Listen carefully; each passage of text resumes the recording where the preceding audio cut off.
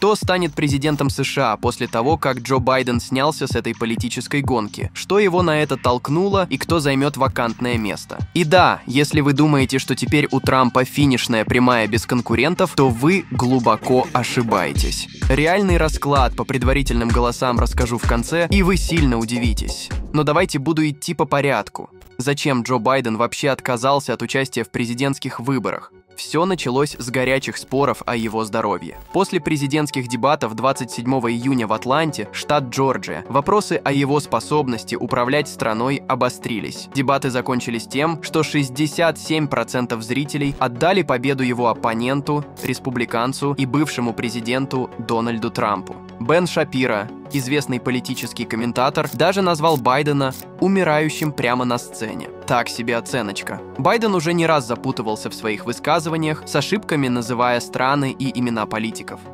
А его поведение на официальных мероприятиях вызывало вопросы. Например, он мог приветствовать пустое пространство. По данным опроса CNN, после этих дебатов только 27% американцев считали, что у Байдена хватит умственных способностей для нового срока. Доля тех, кто верил в его переизбрание, снизилась с 37 до 28%. Вследствие неудачного выступления на дебатах, президент так и не смог восстановить доверие публики. Фактически, он похоронил любые надежды демократов на победу. И как вы понимаете, в кулуарах демократической партии настаивали на его уходе многие значимые фигуры. В частности, выделялись критические высказывания бывшего президента Барака Обамы, экс-спикера Палаты представителей Нэнси Пелоси, а также крупных доноров партии, которые прекратили финансирование кампании. Несмотря на нарастающее давление, критики подчеркивали, что решение должен принять сам Байден, и его семья, которую многие считают влиятельной в его кругу, продолжала его поддерживать. Окончательное решение о выходе из гонки Байден объявил в письме, опубликованном на его странице в соцсети X. В этом письме он писал: «Я считаю, что для моей партии и страны будет лучше, если я уйду в отставку и сконцентрируюсь на выполнении своих обязанностей президента на оставшийся срок». Так Джо Байден подтвердил свой уход из гонки, но заявил, что останется на посту президента до инаугурации нового лидера в январе 2025 года, сохраняя контроль над политическими процессами в Белом доме. Замена была найдена уже заранее, причем кандидата выбрал сам Джо Байден. Он ясно выразил свою поддержку вице-президенту США Камале Харрис как своему преемнику в предстоящих президентских выборах. «Сегодня я хочу заявить о своей полной поддержке Камале в ее кандидатуре от нашей партии в этом году», сказал он, подтверждая свое доверие к ее лидерским качествам. Эта новость, как отмечает CNN, стала неожиданностью не только для самой Харрис, но и для многих членов ее команды. Ведь до последнего момента мало кто знал о таком решении Байдена. Ранее предполагалось, что Харрис продолжит свою политическую карьеру, выступая на выборах в тандеме с действующим президентом, и в случае их совместной победы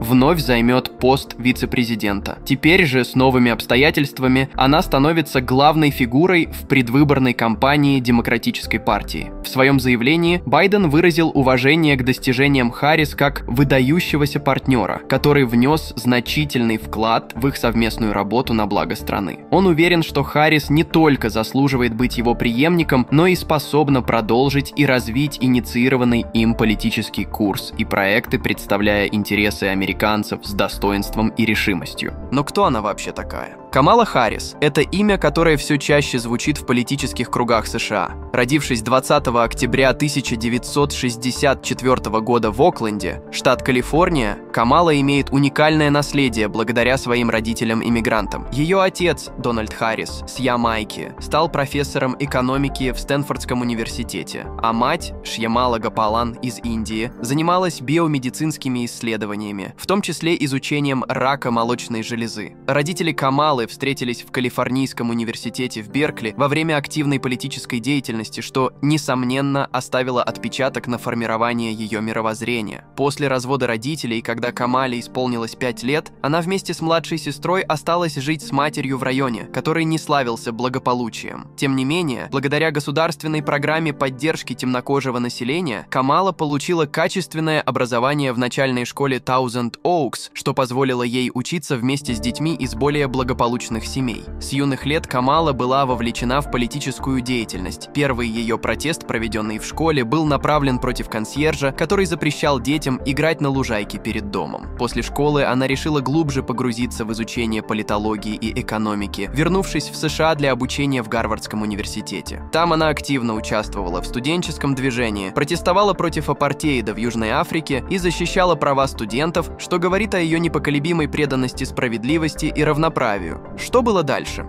В 90-м году Камала Харрис вступила в ряды адвокатской коллегии Калифорнии и начала свою карьеру в Окленде, работая помощником прокурора округа Аламида. Ее профессиональный путь был тесно связан с защитой прав женщин. Особенно она специализировалась на делах о половых преступлениях. Камала рассказывала, что желание стать прокурором у нее появилось после того, как в старшей школе ее лучшая подруга стала жертвой домогательств со стороны отца. Харрис видела свою миссию в защите пострадавших и изменении системы. В 2003 году Харрис была избрана окружным прокурором Сан-Франциско. На этом посту она запустила программу Back on Track, предоставляющую молодым правонарушителям, впервые совершившим наркотические преступления, альтернативу тюремному заключению в виде обучения или работы. Кроме того, Харрис инициировала создание онлайн-платформы Open Justice, которая делала данные уголовного судопроизводства открытыми для общественности. Камала также принимала участие в разработке законов,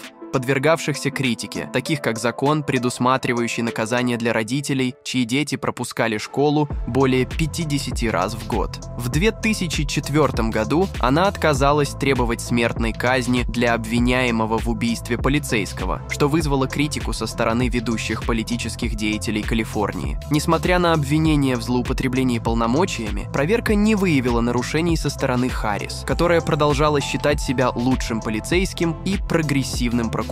В 2016 году Камала Харрис стала первой чернокожей женщиной, избранной в Сенат от Калифорнии. На этом посту она активно боролась с наркоманией и алкоголизмом, выступала за право на аборты, повышение минимальных зарплат и поддержку работающих родителей в уходе за детьми. Как сенатор, Харрис выступала против многих инициатив президента Дональда Трампа, включая его решения по Ирану и торговым соглашениям с Китаем. Важно понимать, что и опыт ведения политических кампаний у нее уже есть. В 2019 году Камала Харрис решила испытать свои силы в президентской гонке, активно участвуя в кампании и дебатах. Один из заметных моментов кампании – теледебаты с Джо Байденом, где она задавала ему острые вопросы, вызывая его замешательство. Однако, несмотря на активное участие и медийное внимание, ее рейтинг застрял на отметке в 3%. После выхода из гонки Харрис не ушла в тень, а активно поддержала Джо Байдена, призвав своих сторонников отдать за него голоса. Этот шаг помог укрепить ее позиции внутри партии и способствовал ее дальнейшему политическому взлету. Историческим моментом в карьере Харрис стало ее назначение на пост вице-президента после победы Байдена в выборах, что сделало ее первой женщиной и первой афроамериканкой, занимающей эту высокую должность. В 2021 году, когда президенту Байдену потребовалась операция под наркозом, Харрис на 1,5 часа фактически исполняла обязанности президента, что еще раз подчеркнуло ее значимость и надежность как политика на национальной арене. А надежность в нашем мире дорогого стоит. Вот что делать, если вы попали в ДТП в США, куда обращаться за помощью, чтобы не обманули, где найти грамотного юриста, как получить компенсацию, если у вас нет страховки. Компания ДТП Америка помогла получить компенсации на 21 миллион для своих клиентов. Здесь вам точно ответят на все интересующие вас вопросы. Ссылка в описании.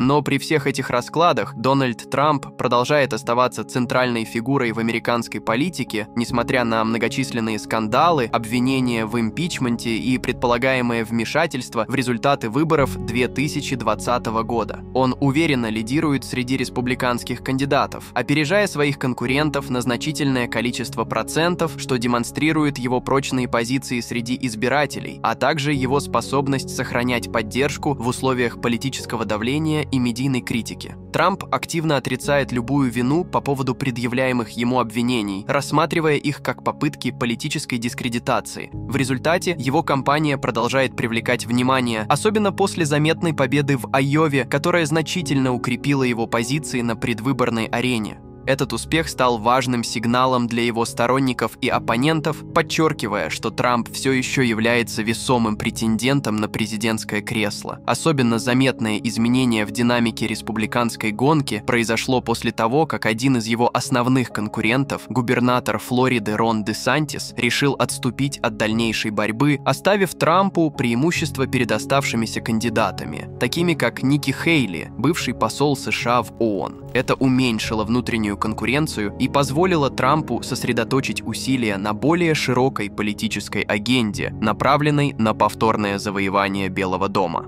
Сохраняя верную базу сторонников, которые поддерживают его несмотря на все вызовы, и используя свои риторические навыки для мобилизации избирателей на митингах и публичных выступлениях, Трамп демонстрирует, что его политическое влияние остается действительно мощным. Он не только выделяется среди республиканцев, но и представляет серьезную угрозу для демократических претендентов. Почему?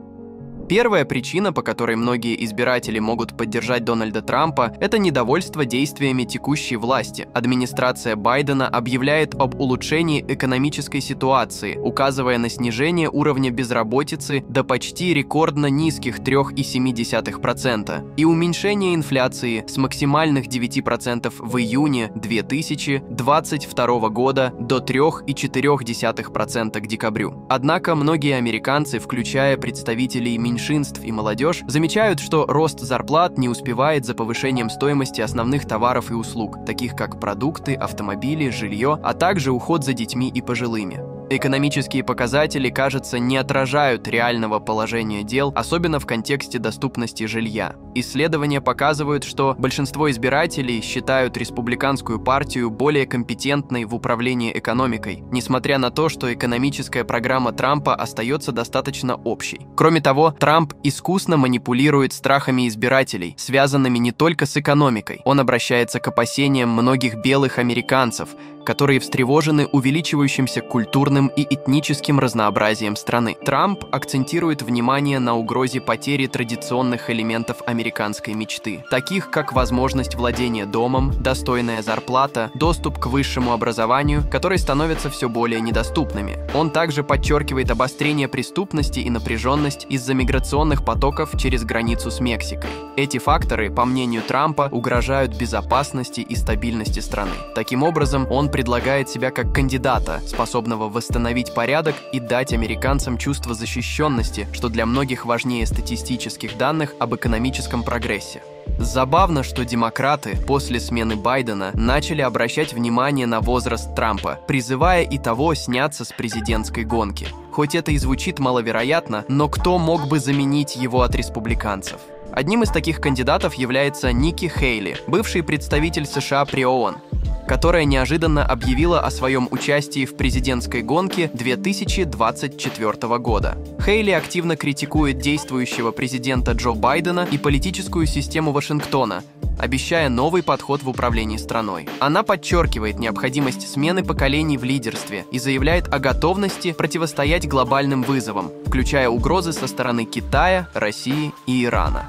Ники Хейли, родившаяся в семье иммигрантов-сикхов из Индии, гордится своим происхождением и имеет значительный политический опыт, включая период губернаторства Южной Каролины. Во время своего управления она столкнулась с масштабными вызовами, такими как стрельба в церкви в Чарльстоне и убийство афроамериканца полицейским, что стало причиной общенациональных протестов.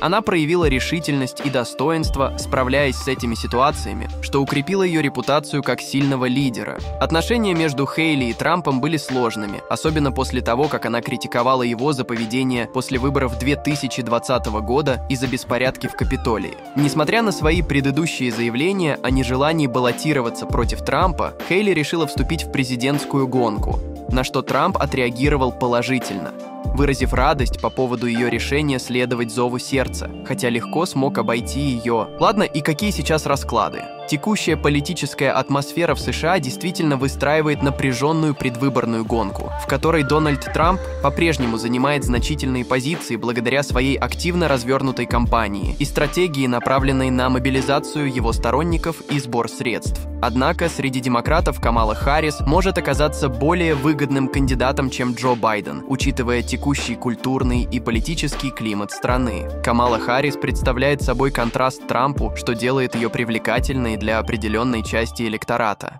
Она – женщина, представитель меньшинства, и ее молодость и леволиберальные взгляды могут мобилизовать избирателей, ищущих перемен и новое направление для страны. Этот контраст с Трампом, которого многие видят как символ правоконсервативных ценностей, дает Харрис потенциал стать символом перемен. Тем не менее, ее публичные выступления и способность формулировать свои мысли стали предметом критики, и многие в СМИ описывают ее речи как словесный салат. Это создает определенные трудности для ее имиджа как кандидата, способного четко и эффективно передать свою программу избирателям. Предстоящий месяц будет ключевым для тестирования Харрис как потенциального кандидата от демократов, и окончательное решение о ее выдвижении будет принято на съезде Демократической партии. В текущей ситуации, несмотря на высокую узнаваемость Харрис и ее опыт в избирательных кампаниях, больше шансов на успех, как представляется мне, остаются у Трампа. Однако Харрис имеет потенциал привлечь тех избирателей, которые стремятся к значительным изменениям и новому лидерству, что может оказаться определяющим в предстоящих выборах, поэтому разрыв, если он и есть, весьма небольшой.